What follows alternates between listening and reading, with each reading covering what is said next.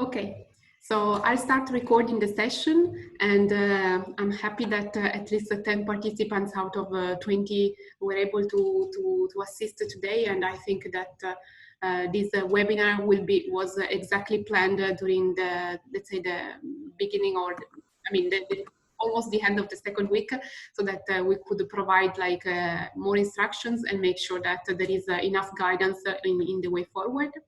I'm just, I think from the first people who joined the webinars that you are already familiar with the Zoom platform that we chose for this today's session. Maybe I will just ask you if you can retrieve the chat functionality of the platform, and just confirm that we are all set, that you have got like a cup of coffee, or dinner in the case of Stefan, as you say that, and we can proceed with the session. So thank you very much. So at least I know that we are familiar with the chat functionalities, and we will use the chat functionality throughout the session so that you can stop me at whatever time and ask question clarification. So thanks very much. I see also like Gresha is managed to join us, and Luana. So good to have you on board. Then what we expect to do today for this 60 minutes webinar session, I prepared like an agenda jointly with Philip and Zainab, who are joining me today, and who will be with us basically for the whole length of the course. I thought that we can just took the opportunity to spend like a few minutes on the structure of the course, so that if there was a particular request from some of you, I think it was Carol, just also to make sure that all instructions are clear towards the exercises and the type of activities and the type of methodologies that we will use.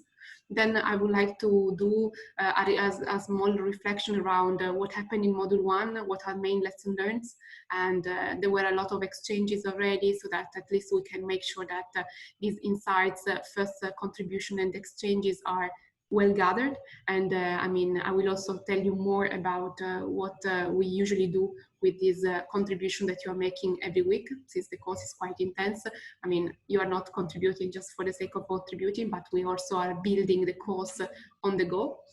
And then, on this first webinar was having like the title of From Face to Face Towards E-Learning, because I know that specific request was made to have this program, because we are all facing a common challenge, which is the challenge of transforming traditional face-to-face training into online learning courses and or online learning components. So you already started sharing some of these challenges throughout the forum and throughout the webinar registration link. And we want to make sure that I want to explain how these challenges that you're sharing are going to be connected also with your e-learning project, and the way that this course is somehow designed, so that it follows like a project-based approach. And of course, there will be like time for Q&A at the end.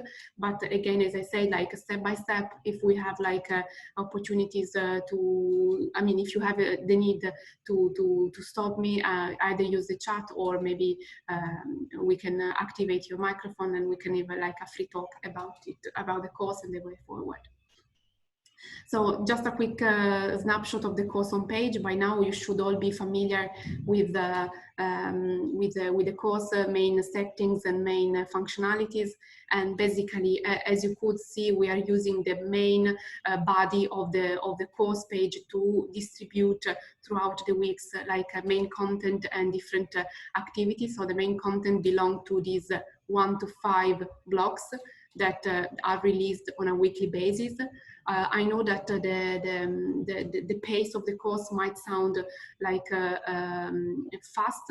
At the same time, I know that you also have like a fast deadline to meet in terms of delivery. So we hope that throughout these 5 weeks of the course, we can really help you step by step in making sure that you are familiar with the overall e-learning concepts. You don't have to become like an expert in e-learning, but at least be more exposed to what does e-learning mean and how can it be shaped. At the same time, on the sidebar menu, we have like specific functionalities which are under communication and coaching and meetings.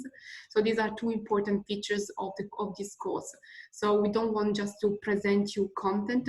you've already started seeing that during the first weeks of the course, we didn't deliver you heavy presentation, but we wanted to trigger mostly like conversation about what you are more interested and what are the modalities and the examples that you could eventually contextualize. And out of this conversation, we try to redirect you to the most suitable tools and methods that you can adapt in your project. So these are the two main things that I would like you to keep in mind. And especially from next week, the icon under the project will be very important, because this will be the space for you to interact with an assigned tutor and really like receive personalized tips, personalized coaching on your project. So I hope that this will provide you like enough guidance for the way forward and for your specific task at work as an ILO official. So yeah, as I just said, the main goal is to design or reshape your e-learning project or your e-learning strategy. In this case, I see that from the cases and that you have submitted so far, basically some of you are already running webinars, so you are already familiar with like webinar tools, webinar platforms, and how to facilitate meetings online. But at the same time, you're looking forward to redesign traditional face-to-face training into e-learning components. So really, we would like to support you in these three blocks, like the analysis phase, the design phase, and the prototyping phases, so that we will support you in seeing what are some techniques that we can use to analyze the target audience characteristics. This, of course, is something that you are already familiar with, because I'm sure that you already have in place a lot of tools for audience analysis. At the same time, we want to apply here the lenses of e-learning. So maybe understanding what could be the incentives of the user towards an e-learning modality, and what type of technology is actually accessible in the context. The design phase then will be like the phase in which we support you in making sure that there is a good outline of the project, that the objectives are designed in an action-oriented way, in a clear way, and then trying to identify what type of tools, what type of technology can support these objectives. And finally, we hope that by the fifth week of the course, we can all share like an e-learning prototype, like so a sort of sample that you can make sure that you can bring forward. So it could be like a quick manual on how to run effective webinar sessions, for example, if this is needed, and maybe simulate a webinar, or for example, preparing like a video-based presentation. Maybe we make sure that we redirect you to some simple, easy-to-use video-based tools that either you can use directly to prepare a prototype, or you can teach someone else to for example, some SCORE trainers, how to use this to distribute some material. So this is the idea of the lab. So to be practical and to make sure that it's hands-on and you have enough exposure to the e-learning landscape. As I said before, just to close this initial introduction about the course structure, so you have to think about this course as basically two courses in one. On the one side, we have a primary courseware where we provide you with concept, resources, and tools. So we have already started this week.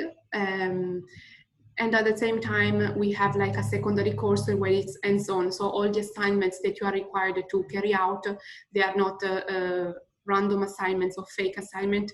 They are really like assignments that are meant to be adapted to your workplace settings, where we will simulate the group work. We already initiated creating some groups in which you have either validated your presence, or we created them based on the submission of your project idea, and there would be like an assigned coach that will be providing custom coaching to those groups. So far, I just wanted to know if there is any question regarding the overall goal and the overall structure of the course. Please feel free to write in the chat if you have any comment, or just give me like a yes if I can proceed with the second part, so that basically I will address like the main lesson learned of module 1, and want also to hear from you. So if there is any question or clarification needed, please just write it in the chat. Or otherwise, if all clear, you can just tell me that it's all clear, and I will also proceed. Same, use the chat.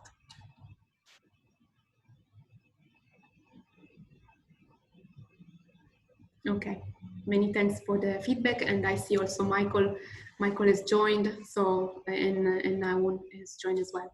Okay, good.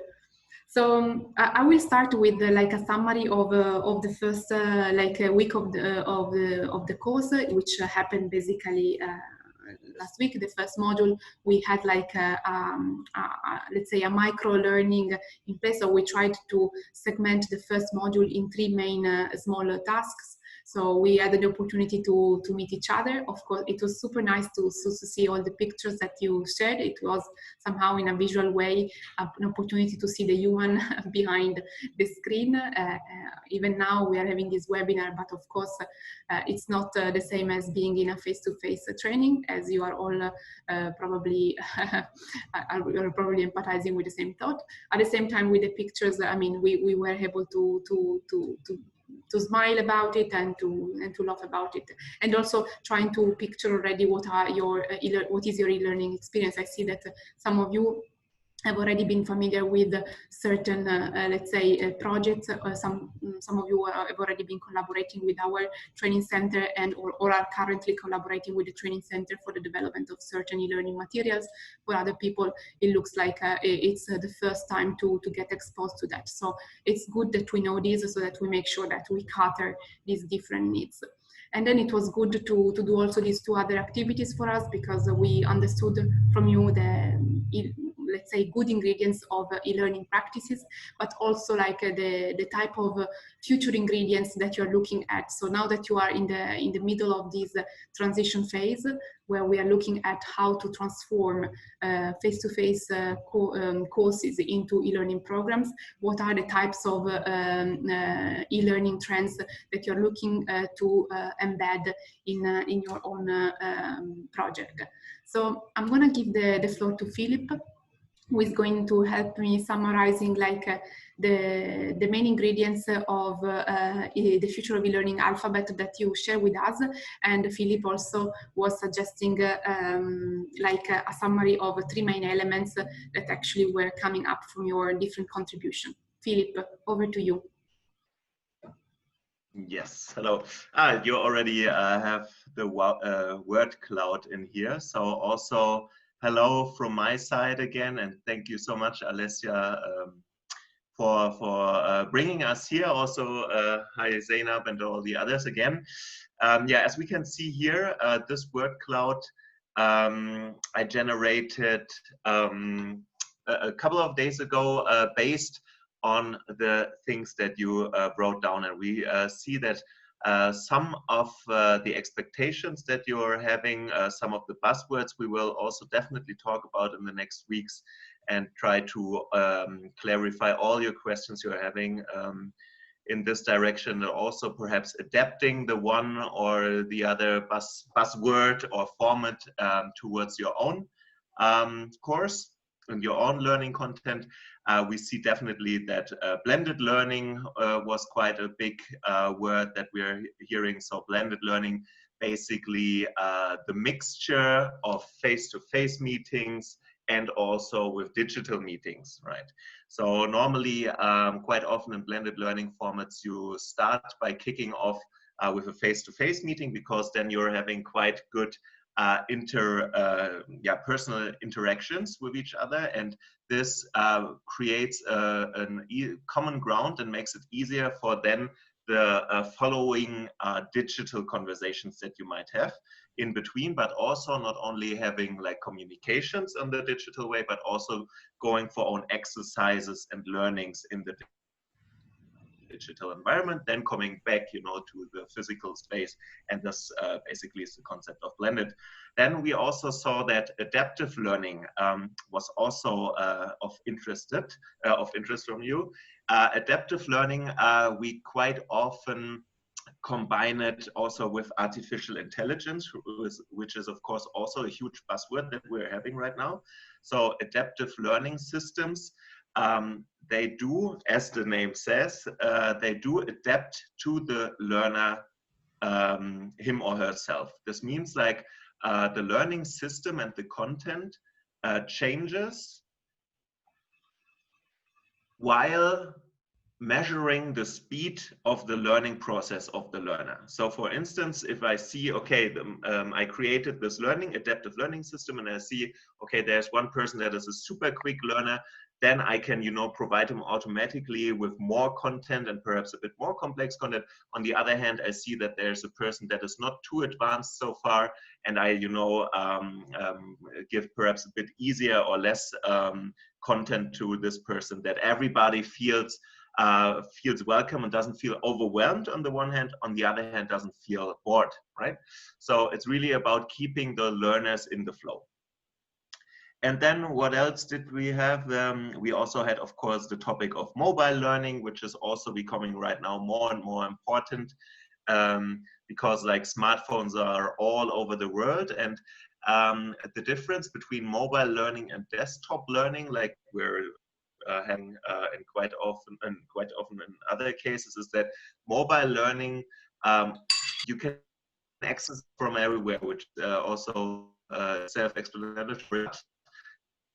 Design learning scenarios, you should take a concept that is called micro learning, because the learning that you, oh, I think my connection is not too stable. Can you still hear me? Can you still hear me? We can hear you, but with the, I mean, yes, all good now. Yes, there was a problem. Maybe there was a little problem. Connection might be on my end. Yeah, maybe you can. Okay. Yeah, I'll keep it short, not too overextended. Yeah, mobile learning include micro learning elements, so that you can on a regular basis with just, you know, your own application just for a couple of minutes, learn new vocabulary of this. And of course, I was also listing part scaling up, and all the digital learning scenarios enable you to scale your to people. If you're not going for personal coding and moderation. But waiting, for instance.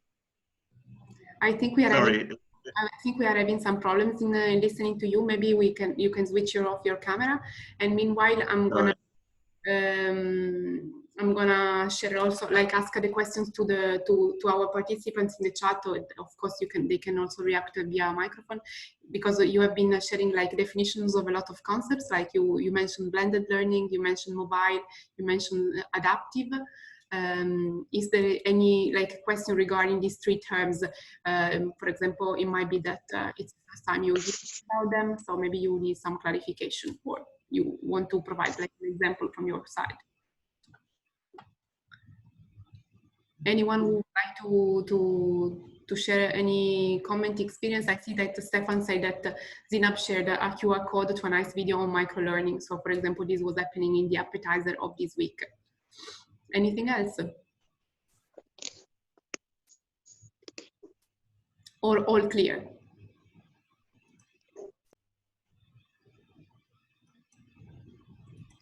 Okay, it seems like all clear. Otherwise, feel free to write in the chat, like if you have any question, and we can revert back also in the forum towards these terms. Also, one thing that of course is good is that apart from this concept that were mentioned during module 1 of the course, we were looking just at the alphabet, and this is like a list of terms that I mean needs some definition.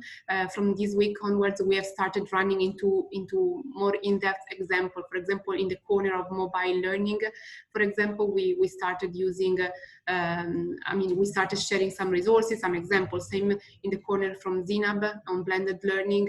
For example, we started also sharing some techniques, some tools that could be used there. Same with Philip on self-guided learning. So you will see that these terms will be basically shaped throughout examples so that they become also more clear.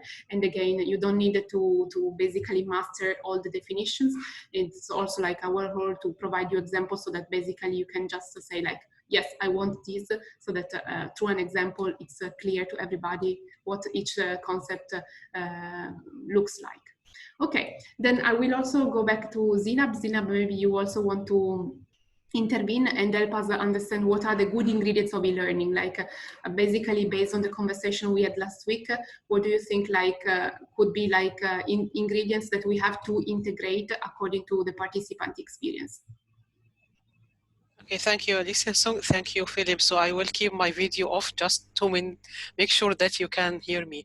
So thank you for everyone who shared the expectation about good e-learning practices. I think the inputs revealed a good mixture of relevant e-learning modalities, particularly MOOCs, video-based learning, webinars, blog articles, and virtual reality. And the recipes for success included personalized learning. That means the learning experience is tailored to the learning needs, and also to emphasize the need for interactive content. And this interactive content is reinforced by graphics, multimedia, polls, forum discussions, quizzes, and storytelling. It seems that clear communication and dividing the learning content into smaller learning nuggets have been linked to higher completion rate. So when we have a very clear communication within the learning environment, and when we have like these small learning nuggets, most probably we're going to have a good completion rate of the e-learning courses. Also accessibility through different devices, not only desktop computers, but also different devices, including mobile learnings, seems crucial to maintain the outreach. And our participants actually shared concrete examples of certain platforms that they really find or define these platforms as a good practice for e-learning.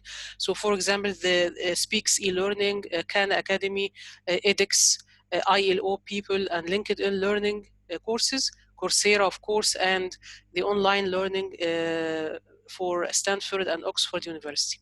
So that was, in short, the good practices for e-learning that we received last week.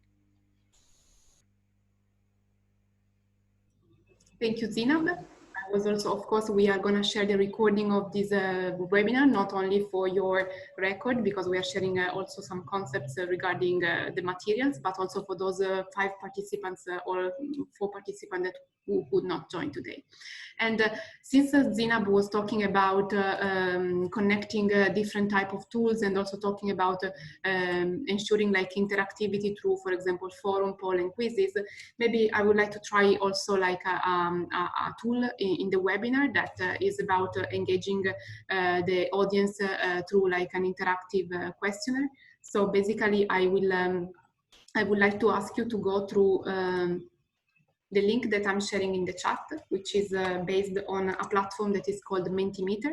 You might already have already seen this platform before, and this platform is a tool that allows you to engage the audience, a broad audience, with simultaneous question. You can use it in a face-to-face setting. So, for example, you can use it in a face-to-face training context or in a conference where you ask like a broad audience to use the mobile device to connect and reply. Or, for example, we can use it in a webinar where, for example, now rather than using the chat, I want to collect all your, let's say, input in the same slide, and making sure that all of you are having you can also have a look at them at the same time. So I would like to ask you this question, like we have been we have started this journey like 1 week ago. We started talking about good ingredients, so reflecting on our practice of e-learning or e-learner and looking at what we think is good. We also started sharing like how technology is supporting us in our daily practice, and we also look at some new terms in the future of learning alphabet. And this week we also started engaging in an intensive conversation around blended learning, mobile learning, and self-guided learning. Maybe reflecting a little bit on these different concepts, is there like any question that you would like to share so far? And I will be sharing the screen towards this, towards the Mentimeter, so that you can all see like what is happening and what are the people, what different people are providing as an input. So someone is writing like all clear so far. Otherwise, we have like a question about what techniques can we use to find out more about target group learns and what wants to learn online. Any other questions? So click on the link on Mentimeter and, for example, use the Mentimeter platform to write a quick questions you might have. I will wait for 30 more seconds so that you can reflect about it and share like a question for us.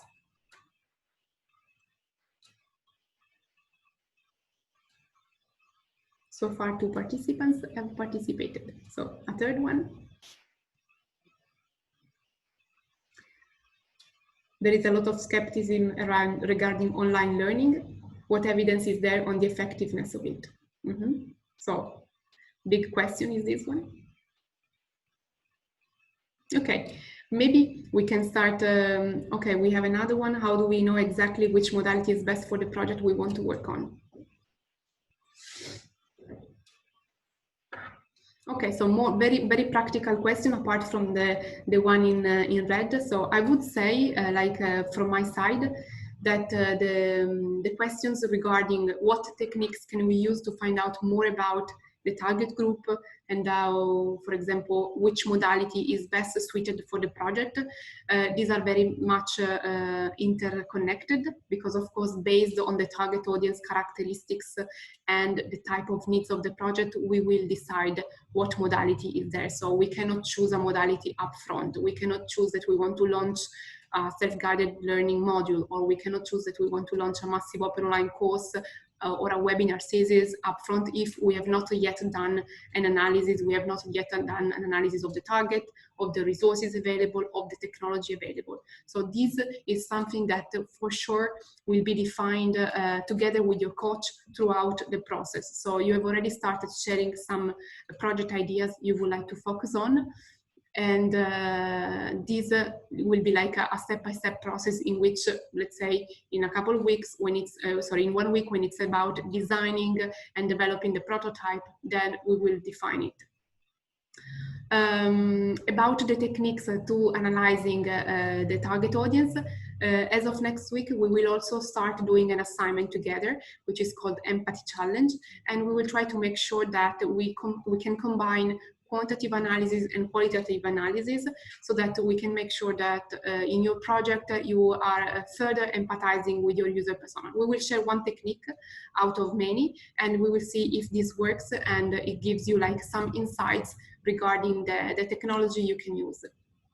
The interesting question, for example, about skepticism regarding online learning, if there is an evidence regarding it.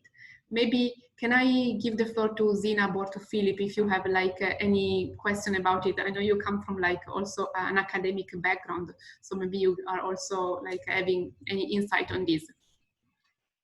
Zina, maybe would you like to take the floor? Yes, Alicia. Yeah. So I think it's a good question. So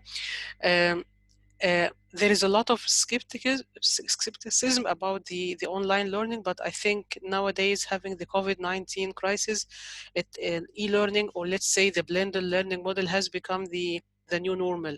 So we are in the situation that we have to use it, because it apparently it's the only solution that we currently have. But in terms of evidence, yes, there are evidence of effectiveness of e-learning, but it depends on the context that has been used for this e-learning, and also the design and the different types of target audience.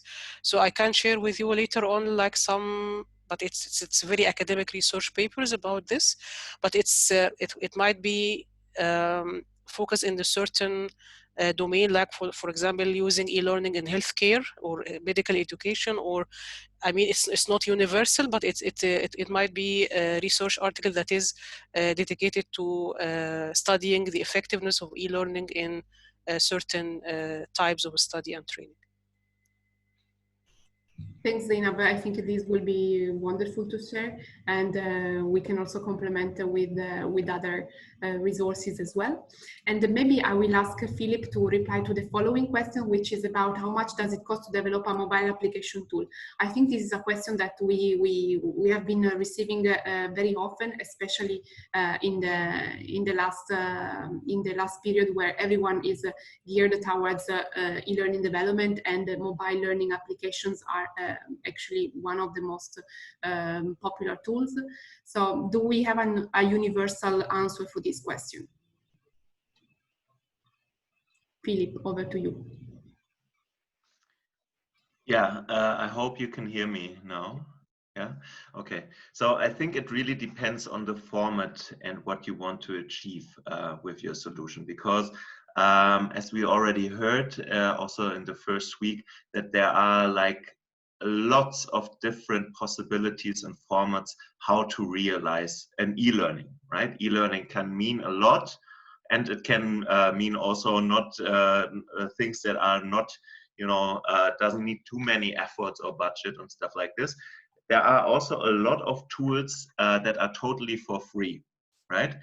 There are a lot of freeware and open source tools that you can easily use without paying anything for it.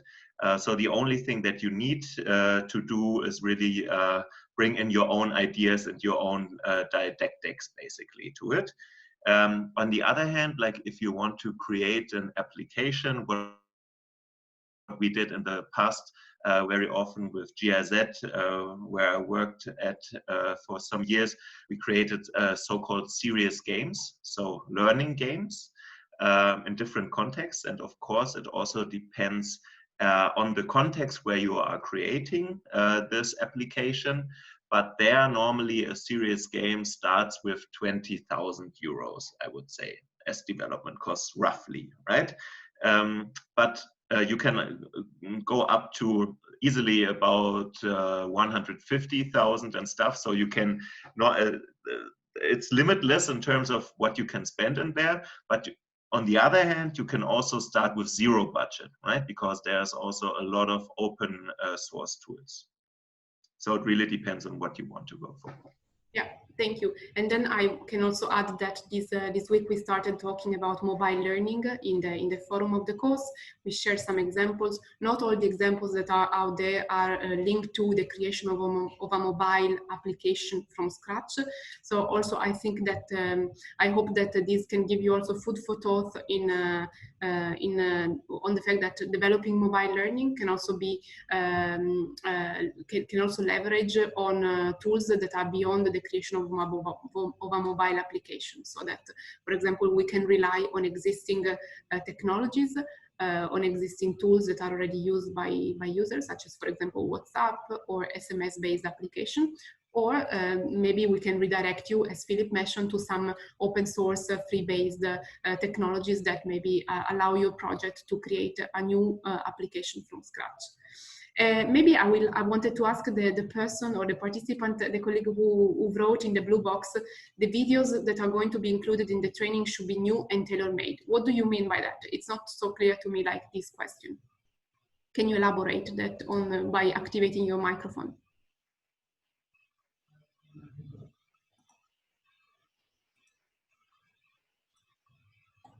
I don't know who wrote this comment.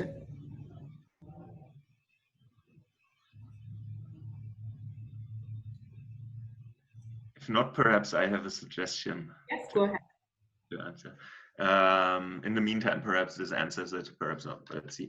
I would say, for instance, videos, you know, like learning videos, videos as part of the learning content. And here I would say you can reuse as much as possible in terms of, for instance, if you want to teach like very generic learnings about rhetoric or whatever, then you can, of course, redirect to already existing videos. On the other hand, if you are having very contextualized and specific content that you want to teach to your audience, then yes, you can go to create an own video on it. But also don't be scared by video production, because right now it's also, like in the last years, it became very cheap to do videos. And you don't need big experiences with it, and you can just start and prototype it and learn from it. Yeah, thank you for the clarification, Philip. Hope it was like the right answer to the question, and yeah, I agree with you. Like I mean, this can be also geared towards the use of existing resources or open sources. And then the last question is about, can we share this training with SCORE trainers? I believe that this 5 weeks course that you are going through as learners will give you like, will keep you with some content, with some tools and resources that you can further share. About the access of a SCORE trainer to this same platform, maybe this is something that we can talk about, because we will see if this exact path and exact structure is really like adapted to their training. But for sure, we can, let's say, package, let's say, all the resources, the contribution and the tips, and also the prototype that you are creating with SCORE trainers.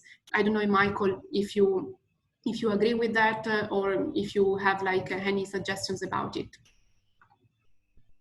Michael, if you want to activate your microphone and just tell me more about this.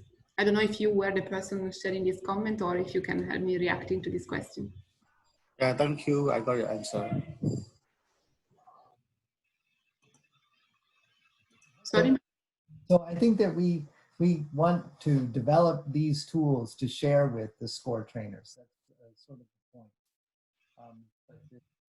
Some of the material and content, there's a lot of interesting links to these things, which I think we also can share. There's another question that came up about actually doing a set training for SCORE trainers, which actually has already been done in Indonesia, I think in Vietnam, to teach them how to use a lot of these tools. So we can talk about sort of these three different things. Yeah. Mm-hmm.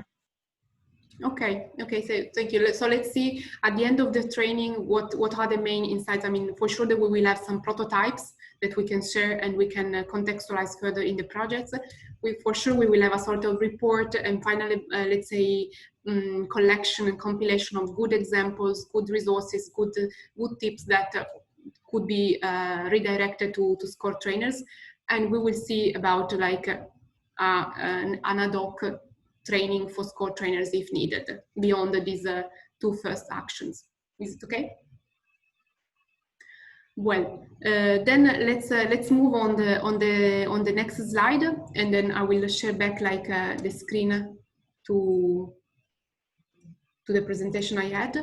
And basically what I wanted to also trigger here, since we were mentioning mobile learning and we started talking about also the use of podcasts. I see most of you in this weekly conversation shared about their interest and the use of podcasts in daily life, like Stefan and Michael and Philip as well. You were, let's say, sharing an interest toward this modality. We also want to share with you like an open source tool, a free tool that could be used to create podcasts in a very smooth and simple way. And therefore we created some spotlight interviews, conversation that will be released on a weekly basis. So based on your comments and contribution, then there will be like some secret content that is released for you to listen to. At the moment, these podcasts are embedded on the platform. The first podcast that was released is about how to nurture creativity for better e-learning design. All these podcasts are made by interviewing internal colleagues at ITC ILO or external colleagues expert in e-learning design. In this spotlight interview, you will have an 8-minute interview with Emma Seiben, who is a colleague working for UNITAR, another UN agency based in Geneva. She is based in Geneva at least. So we thought this could be also a way to share with you also more experience through a format that is mobile and is also micro, since the interviews are very short in time. And if you like the format and you think like this could be also suitable for your purpose, of course we can share also the link and the how to guide, let's say how to guide or get started guide to use this podcasting software, which is very, very, very simple. And by the end of the program, of course, we will also release not only the links to, I mean, the podcast will also be available outside the platform. So we will share with you like a link that allows you to have like all the series of podcasts, and you can also further share these results, for example, with the SCORE trainers or with other colleagues who are not currently participating in the course.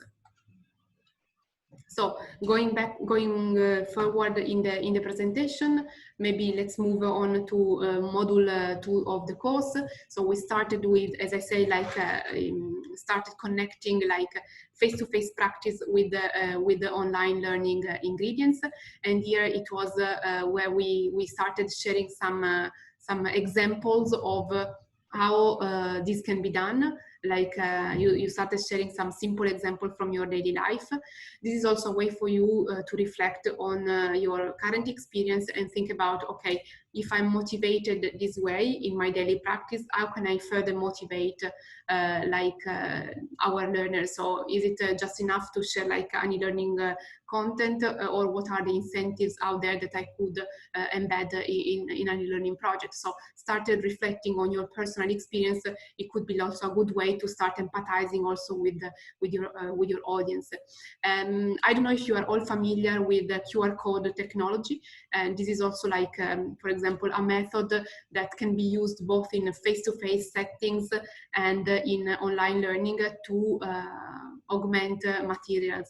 Zinab, for example, can you just contextualize like what is a QR code for those of you who are not familiar with, and how this can be used, for example, for training purposes? Yes, Alicia. So I think in the appetizer forum, you provided a very good example in your poster, and a link to a free tool that enable anyone to integrate like a video or a link or even text to this QRL code. So for example, in my video, in my poster, I used this QR generator to link it to a video that is related to the micro learning. So this was my main message from this poster, is to emphasize the importance of micro learning, because actually it is happening anyway, even if we are not conscious about it, but it's happening when you Google something or when you watch a video. So it's happening every day. And I use this QR code to link this video, which is a very short video. So it's something like a micro learning video talking about micro learning. Thank you, Zina, but for this explanation, as I say, like a QR code is like something like it's a free platform that you can help. It can help you generate like images of links and materials. And for example, this could be also like a micro learning strategy to distribute materials, to distribute content, so that a mobile phone nowadays is with a camera is let's say capable of scanning a QR code and immediately redirecting the user towards a small learning content. So it is like a marketing strategies, or it is also a technique that, for example, nowadays, I don't know if in your country is the same, but for example, in Italy and in Europe, I would say a lot of services and a lot of companies are using QR code to showcase like their portfolio, or to showcase, for example, a menu at the restaurant. Why not using also for learning purposes, so that we can also redirect learners to specific small snippet of content in a contextualized way. And then we have the learning landscape. So this learning landscape is really about from face-to-face towards online. So it's really about redirecting you towards different modalities. So also to reply to your questions that you shared before, like how do we know exactly which modality is best for the project we want to work on? We don't know yet, but at least with this conversation this week, we started talking about the different corners. So we call them corner because we thought that we could imagine like having a virtual room with the 3 corners, and you can walk around and just decide to stop in a corner because you feel like you are triggered by the name. And as I said, you don't have to become like a master of these concepts, but at least you get some examples there. And Philip, what is going to happen with these conversations, and what are we going to report back from these conversations? Yeah, so in the self-guided e-learning corner, there was a super interesting post done by Gracia, Janua, Stefan, William, and Luana. So thanks a lot for your activity and interaction over there. Basically, what we talked about in the self-guided e-learning corner is how can we apply, what are like different formats on it, and what might be some tricky parts in creating, designing it, and implementing it. Yeah, perhaps in 5 ways, I also want to summarize what can be what we talked about it. Like self-guided e-learning basically is all about motivation, right? So either your learners are forced to go through your self-guided e-learning module, or they're doing it on a voluntary basis, but it doesn't matter. If you're creating and if you're designing such a tool or such a module, then you should go for a very good design in terms of motivational design. You know, make it fun. In the examples that we provided over there, it was always the common ground was a story and kind of an immersion that you were put in place, and that you're following a story and you have to do decisions there. And yeah, so we already explored different formats for self-guided e-learning. As I mentioned, serious games are also a typical possibility how to realize self-guided e-learning, but also very simple story-based lines where you have to go through different decisions, and you're kind of in a so-called magic circle where you can try out different things and create, you know, and come up with own strategies, decision strategies, and you're not, your decisions that you're doing in the story, they do not affect the real world. So you can try out different things, you can try out different decisions and see, depending on your feedback that the module gives you, if it was the right decision, yes or no. So yeah, what we talked about is that you can also already start quite easy while having a catchy story and catchy decisions that you want to integrate. And yeah, like this, you can reduce the development costs for the self-guided e-learning, because this is always one of the biggest fears that people have tapping into this topic. Oh, that's too expensive and I don't know anything about it. Normally people know quite a lot about it already, because it's a very natural thing, you know, it's a very natural thing following a story and going through different decisions, for instance, just as an example, and you can reduce the development cost dramatically like this.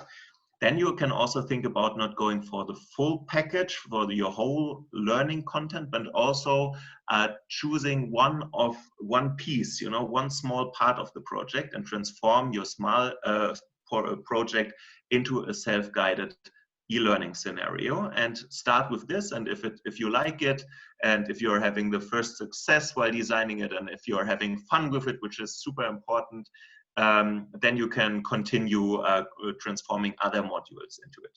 And the final thing is really that you're in a protected environment over there, that it can be adaptive, self-guided e-learning formats. And yeah, again, you're in a protected environment, you can try out different things.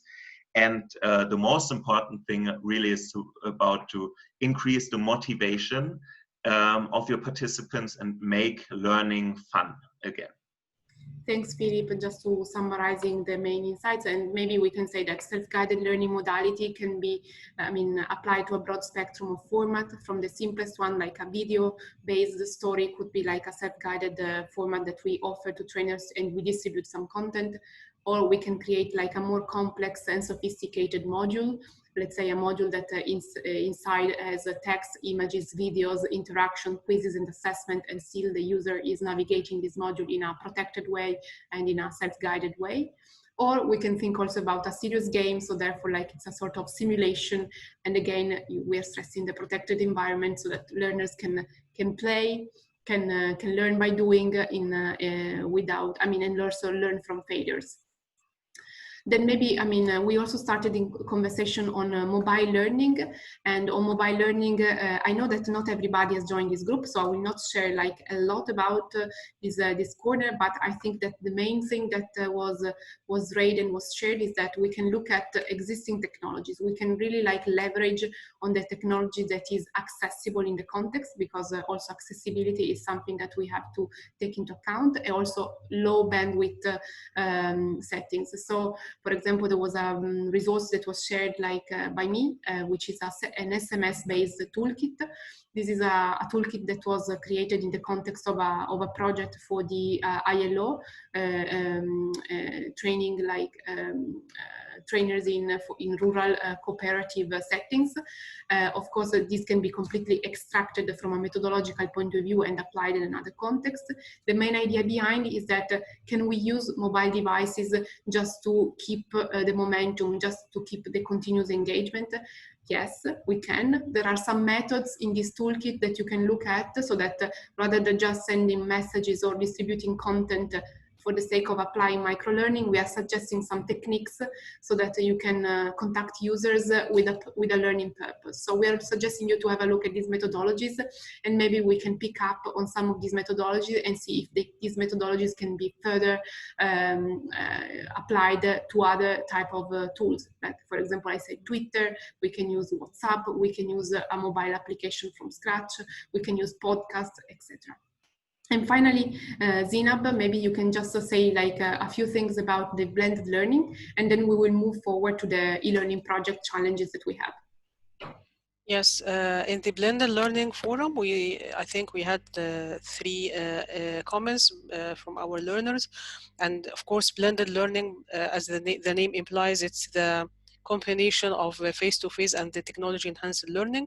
So the main advantage is that we get the best out of the 2 worlds. So for the face-to-face, we have the instant human interaction, while we still have the flexibility and the learner engagement through innovative approaches of technology-enhanced learning. But actually, the blended learning is not like one modality or one model, but there are multiple models of blended learning, and I shared the link to a very useful resource about this. And one of the most common blended learning models is the flipped classroom. So in the flipped classroom, where the traditional way of in-class teaching is flipped, so that knowledge acquisition occurs online through, for example, an online lecture, and then the invaluable face-to-face phase is used better to foster knowledge construction through peer learning, group work, facilitated discussion, or project-based learning. And it seems that blended learning is already happening in the SCORE program, because I think in that it has been mentioned in the forum discussion that in the TOT training, the online phase preceded the face-to-face phase, so that the trainees get acquainted about the learning materials and so on. Thank you, Zainab.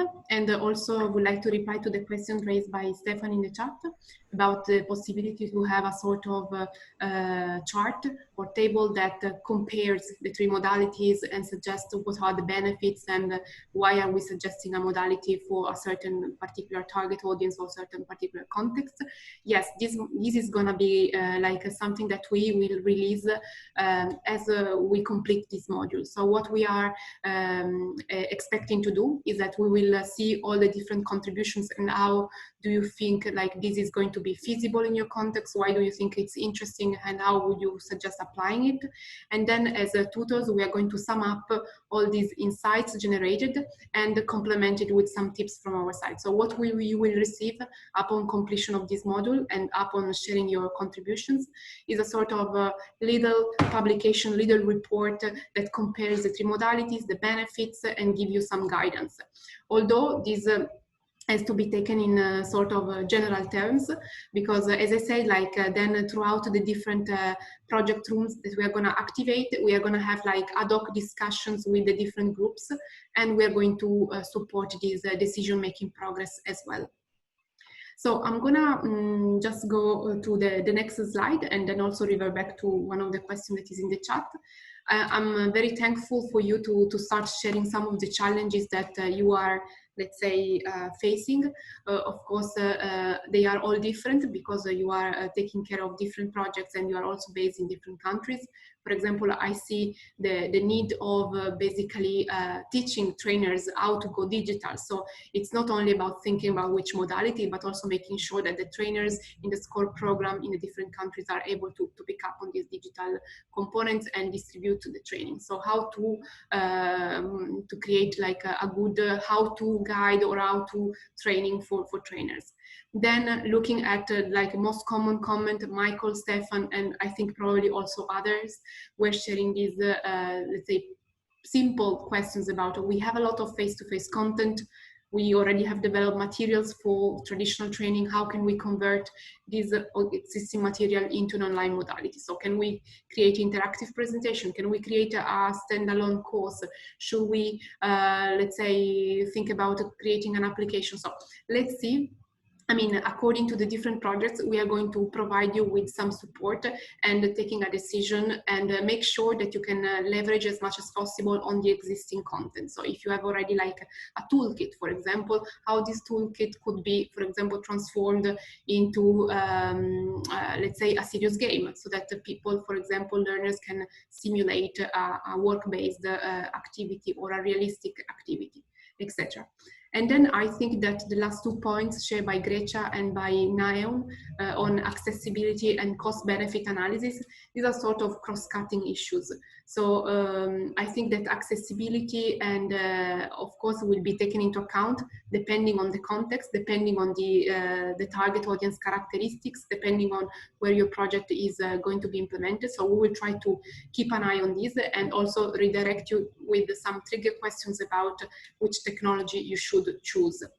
And cost benefit, I think this also was like an element that we were sharing throughout the webinar also at the beginning, when we will try to redirect you to resources and technologies that are existing technologies, so that I mean, you don't have to start from scratch. You can rely on existing tools, or you can rely on existing content, so that your role would be more like the facilitator or a curator, and doesn't have to be forcefully like the creator or either of a new technology or the creator of a new content from scratch. I think that especially nowadays, where like the sector is e-learning, the e-learning sector, the e-learning sector is booming, and also there is a lot of demand out there. I think that we really should focus on content curation and leveraging on existing tools and techniques. So I hope that this approach will be suitable for your program. And then just to conclude, I wanted to thank you about the fact that you confirmed your membership, let's say, to the different projects that we established at the beginning of last week. So we managed to create 8 groups for the whole cohort of participants. You can now see that in the course page of the campus, there is an icon that is called e-project. And then if you click on that, you will arrive to this table. The table basically provides you like a snapshot of the different say project teams that you want to work at. So there are different things that are going to be addressed. For example, how to enable SAWB trainers to run video conference sessions, or for example, how to, let's say, develop a short module on workplace cooperation. So these are two totally different projects. Therefore, we are going to have different tutors that are assigned to each of your group, and we will start communicating in this project room. So if you click on the link of the project room, you will be redirected to a forum space, which is a sort of private space. Private in a sense that only the members of the group and the tutor can access it, and the other participant will not receive notifications about this conversation. Not because we don't want you to share with your peers, but just because we know that useless notification is not really compatible with the time that everyone can dedicate to the course. So we will make sure that on a weekly basis, these private project rooms are the space where you interact with the tutors, that you can progress on your project. You can ask the specific questions that are related to your project. And by the end of the course, also a prototype is created. At the moment, based on the fact that we already have like the theme and the members defined, what we want to do, what we want you to do as a next step is to submit an e-learning project Polaroid.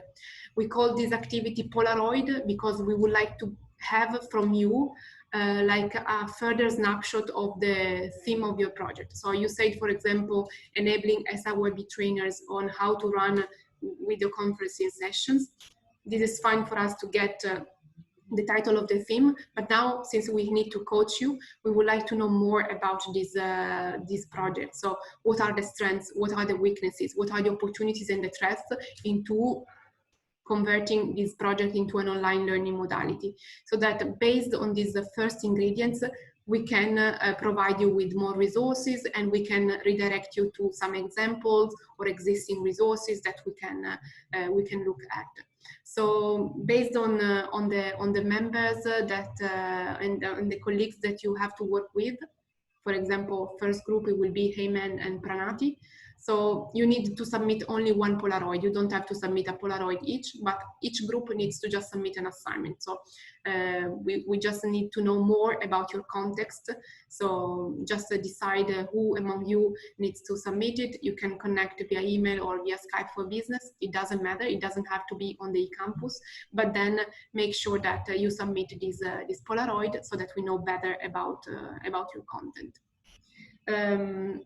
Just I hope that this instruction is clear. Maybe Michael, would you like to further elaborate on this? Is this fine with you? No, I think it's fine. I think this was a good beginning. I think for a lot of us, including me, there's still a lot for us to learn before we can really start thinking too much about how we want to proceed with this. So I think that the projects will help us to better understand the technologies and the possibilities. And then I hope at the end of this course, yeah, we have a good, clear idea about how we want to go forward with the SCORE program. Okay, So maybe. Thank you very much, Michael. Maybe I will just have like a final round of comments from the group, just to know if it's all clear about the group creation and about this Polaroid that needs to be created. So maybe I will start from the bottom. So maybe it's also like an opportunity for me to hear your voice and interact with you. So maybe Hernan, maybe can I just ask you if everything is clear, or if you have any comment or final clarification? Hello, good morning. Let's say good morning, everybody. I'm sorry I just entered. I got a misunderstanding with the time. No problem. Yes, I saw in the email it was 3 p.m. CET, and I thought it was 9 in the morning here. Sorry. No problem. Is it all clear so far, or you just joined and then maybe we can? Oh yeah, yes. Yes, I am dating in the modules, but so far it's clear. Yeah, thank you. Thank you. January, everything clear from your side? Hello, Alicia. Yes, so far so good. Our team will have a discussion tomorrow to discuss about our project assignment. Okay. Thank you. Good. Carla, what about you? Everything's fine? Do you have any final comment or question? Yes, hi. Well, right now I'm just wondering, we have in mind to virtualize a whole package for SCORE training for small and medium enterprise, no, for micro and small enterprises. And right now I'm just wondering how we will make this work for this type of companies, no? That here in Bolivia and also I believe in other countries have problems with access to not only to internet but also these electronic tools, no? So that would be a challenge for us. Right now I think I have everything very clear, and thank you very much for this session. It was very informative. You're welcome, and you started sharing some challenges and some opportunities, so please go ahead with your team, like you can fill the Polaroid and share with us this more in depth so that your tutor will be like familiar with the context, and we will make sure that you can progress on this. Maybe I will proceed to Naeun, so maybe can you just give me a feedback? Are you clear? Next step? Yeah, all clear to me, thank you. Okay, thank you. Luana? Hi, Alessia. Yeah, thank you. All clear from my side. It's a very useful course until now. Thank you very much. Vladimir, from you, everything clear for the project Polaroid and the group work? Hi, everyone. Yes, that's clear. Thank you. Thank you. Thank you. Grecia, I hope I pronounce it well. Yes, it's Grecia. And thank you, Alessia. It's like Alessia, actually, Grecia. So thank you. Everything is clear for me. Okay, good. Then Onoma, all fine from your side? Anything to share regarding the Polaroid? Hello, it's good so far. I have enjoyed the session. It's a useful one. I will just want to add that in future, this section could also be organized in the first week. It's kind of an orientation and it's so useful. So consider it in the first week, and probably along the line you can have another section just to reflect. Thank you. Thank you for the feedback. Thank you very much. Stefan, over to you. Just to ask, when are the groups opening, the spaces in the discussion room for the groups? They are already open. We just published them today. So as of today, when you click on the icon, you can already go to the different links. So you should be able already. Perfect, thank you. As tutors to start some conversation already so that we can trigger your thinking, but make sure that you submit the Polaroid first with your group so that we also have information. Okay. William, final comments, anything from your side? No, thank you all okay so far. Thank you very much for your presentation. You're welcome. And then I think we have Turain. Hello, I am okay. Thank you. Thank you, Kidain. My Italian pronunciation. Yeah, thank you very much. I'm very glad that I participated in today's webinar because at the beginning I was a little bit in difficult situation in navigating through the platform, through the communication. So now it is very good and clear for me. So thank you very much. You're welcome. Carol? Anything related to the Polaroid or the group work? Yeah, thank you so much for your presentation. So our team will discuss your assignments during this week, no later than 28. Thank you. Okay, then thank you very much. I think I've not forgot anyone, right? I think everyone had the opportunity to express at the end and to give final feedback. I really hope, as you said, that it was informative. We will share the recording, we will share the presentation, we will make sure that you are provided with this wrap up about learning modalities, as Stefan was suggesting. So we will make sure you have enough guidance about the modalities. The project links are activated, so we are looking forward to the Polaroid, and then we start this journey together. So Philip, myself, and Zinab, we will be coaching you and providing you some resources, and really looking forward to the prototypes. And thank you very much for this feedback. So I think we managed to close 10 minutes later than expected, but it was nice to talk to you, and I think it was important also to have this last round of final feedback as a checkout. So from my side is all. I will high-five you and greet you from Italy, and I hope you're safe and you will be, let's say, getting back to work or normal work as soon as possible. Bye. Thanks for participating, and thanks, Alessia. Bye-bye. Bye-bye. Thank you. Nice to meet you. Bye. Bye-bye. Have a nice afternoon. Bye. Good morning. Hi, Turein. Bye-bye. Bye-bye. Bye. Bye-bye.